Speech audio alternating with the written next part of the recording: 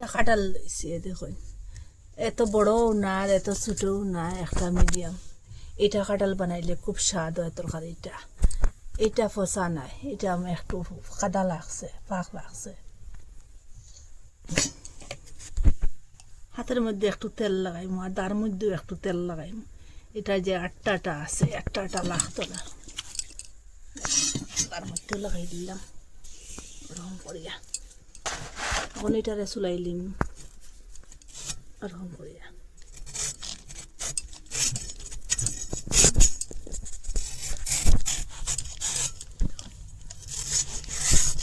ওরকম করে চুলাইলিম।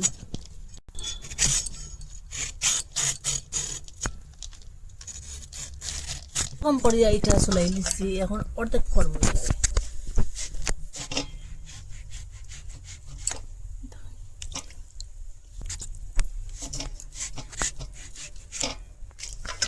আর এটা এখন কাটতাম না, অর্ধেক থাকবো। কুকারের মধ্যে একটু তেল দিয়ে দিলাম। এটা যদি আটটা উটটা বাড়ে, কষস বাড়ে, এটা কুকারের মধ্যে লাগতো না। আর ওই যে আধাখান করে রাখলাম কাঁঠালটা, তখন কুকারের মধ্যে দিলাম। এখানে লোকেল আলু দিলাম 11টার মতো, এটা একসঙ্গে সিদ্ধ হয়ে যাবে। এখন ঢাকনাটা লাগাই আর 4টা সিটি দেওয়ার পরে গ্যাসটা অফ করে দিলেন। এখানে 5টা পেঁয়াজ লইছি আর একটা রসুন লইছি আর 1 পিস আদা লইছি আর কাঁচা লঙ্কা লইছি কয়েকটা। এটা এখন চুলাইয়া একটু ছোটো করে কাটিলিম। ওরকম করে পেঁয়াজ রসুন আর আদা আর লঙ্কাটা পরিষ্কার করে লিছি আর ওরকম করে কাটি লিছি। এখন মিক্সচারও লইম, একটু লইয়া কুটিলিম। ওরকম করে কুটি লিছি আর বাকি যেটা তারপর ওরকম করে কুটিলিম। কাঁঠাল তরকারির সঙ্গে রুটি বানাইম। এখানে আটা লইলাম, স্বাদ মতো লবণ দিলাম। এখানে কুসুম গরম জল দিলাম। আটাটা একটু সফট হইব।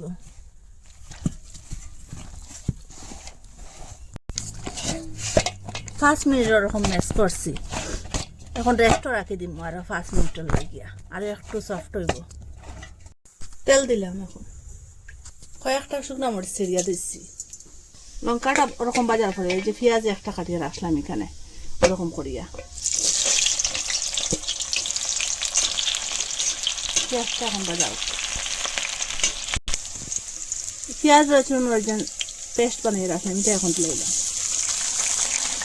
সাথে এটা একটা জাতানে দিয়ে এটা ভাঙিলিম।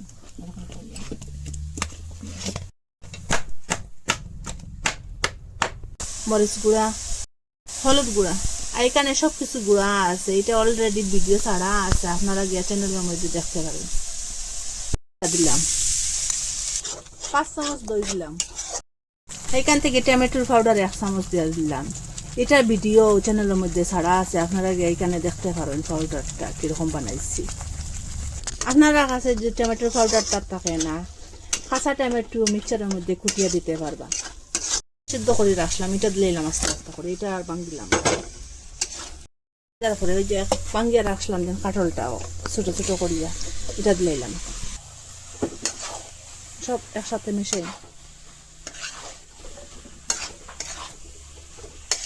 ওরকম বাজার পরে এখন আমি জল দিয়ে দিলাম। একটু বেশ করে জলটা দিব, নাহলে তাড়াতাড়ি এটা ঘন হয়ে যাব। একটু জল দিলে তাড়াতাড়ি ঘন হয়ে যাব গিয়া। আর একটু বেশ করে জল দিয়ে একটু পাতলা করলে একটু সময় জাল দিতে পারবা। 10 মিনিট জাল দিলে 10-15 মিনিট খুব সুন্দর একটা তরকারি হইব। এটার মধ্যে এখন লবণ দেই স্বাদ মতো, লবণ দিলাম। আটাটা রেস্ট করে আসলাম, 5 মিনিট হয়েছে, খুব সুন্দর সফট হয়েছে। দেখুন একটু সময় ম্যাশ করিয়া এটা বেলিলিম। এরকম একটু বড় বড় বল করিয়া রুটিটা বানাইলিম।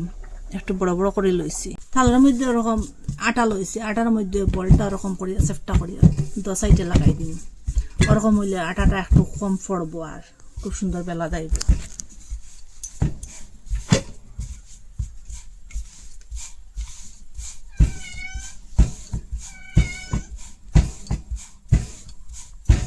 ওরকম করিয়ে বেলিলিম সবটা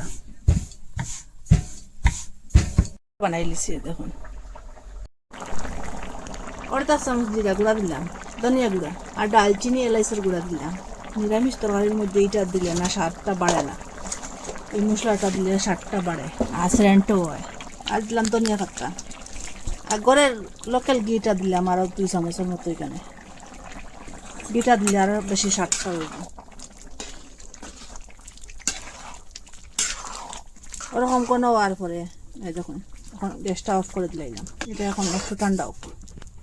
শেখলি এরকম করে দিয়া একটা কাপড় লইছি, সুতির কাপড়, এটা দিয়ে সাইডের দিকটা ঘুরাইব।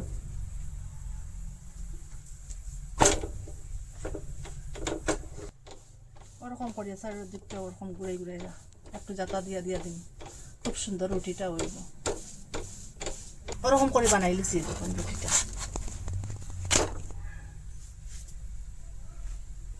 ওরকম রুটি আর যে কাঁঠাল তরকারি বানাইয়া খাইতে এত স্বাদ কি বলবো, এটা হেলদিও। এরকম বানাইয়া আপনারা খাইবা, একবার খাইলে কাঁঠাল যে সময় পাইবা ওরকম কাঁঠাল দিয়া রুটি দিয়ে খাইতে কি বলবো, যেন আপনারা খাইলে বুঝতে পারবা এটার স্বাদ।